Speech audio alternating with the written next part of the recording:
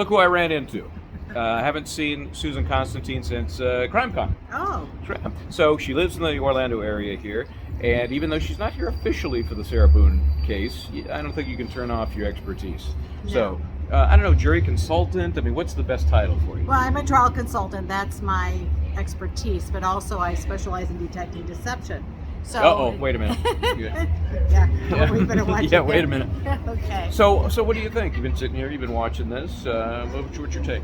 Well, I've been watching it, from, providing my expertise for Court TV and other stations since the beginning, a couple of years ago. So now, since it's really happening right here in Orlando, I had to be here. And overall, what I was looking at was just the jury, as paying attention to how they were responding to the expert witnesses, what juror who I felt might be a juror 4 person, what jurors do I feel that were more pro-defense versus pro-prosecution. I was trying to put together an idea of what they might be thinking and feeling. Okay. So that's what I was doing. And what's your take? Spill it. What's your take? Well, juror number 1, we got him the over 50 male. Okay, now we're looking at the jury box 7 and 7, so he'd be hard left, first guy on the left. Right. Okay. Exactly. I was more than likely he's a juror 4 person. He seems to be more of the leader in the pack, making very strong, copious notes, very attentive. The only thing is that I found too, with juror number 1 and juror number 2, they chat a lot. I call her she's in the hot cake, yes, right? Yeah, they chat. I noticed that today. They chat a lot, which is really unusual for them to be showing that in open court. So when it came to sidebars, they couldn't. Oh yeah, anytime there's a sidebar, and there were a lot this afternoon, and I just noticed. So there were times where during sidebar, if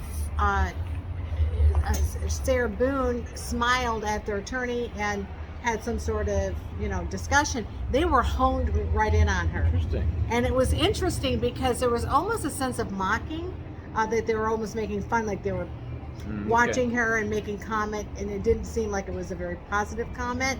So I'm concerned about that, because since they're building rapport with one another, that's what I'm looking at. There'll be a voting block of some sort, and block, that's the third of the 6. Right. Yeah. So that's what I'm saying. Most people that connect really well together, there seems to be a bond that's building. And also right behind them, which is an alternate, there also seems to be a little triangle right there. So I look for these relationships, which ones are building, because they generally vote the same way. Juror number 5, which is our former domestic violence survivor, she's doing a lot of head nodding, so she really is resonating really well with our expert witness when it's coming to when he was speaking about the syndrome, the syndrome, and etc. She really could resonate with that. So she kept nodding her head, because I think that she was reliving that herself. She could be very problematic for the state. So I think she could be a very strong defense juror. I think juror number 1 and juror number 2 were pro-prosecution. Okay. And then we have juror number 3, who also was taking a lot of notes. We had juror number 5 that was taking lots of notes.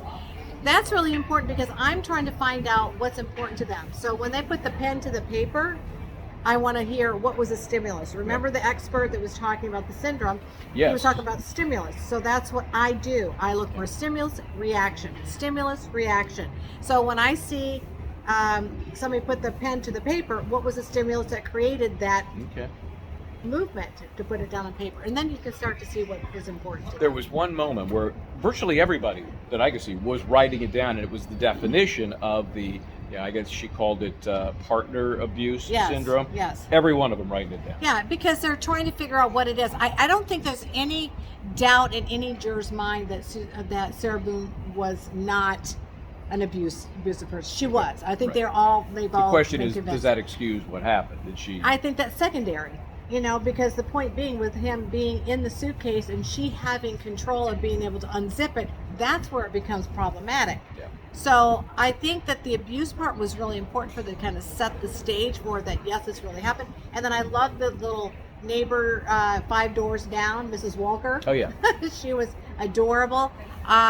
So he had mentioned that she saw the marks around her neck. She said that she saw the black eye. She had no skin in the game, right? Yep. So she's just a nice little neighbor down the street. So I think that she was good for the defense, I don't think she was a strong witness, may not have moved the needle. It was just basically adding more layers on the top of the cake, to the top of the cake. Well, we'll see. This thing's winding down. So Yeah. in the next day, we're going to get closings, and then who knows? Yeah. Thank you. So You're good welcome. to see you again. Nice to see you.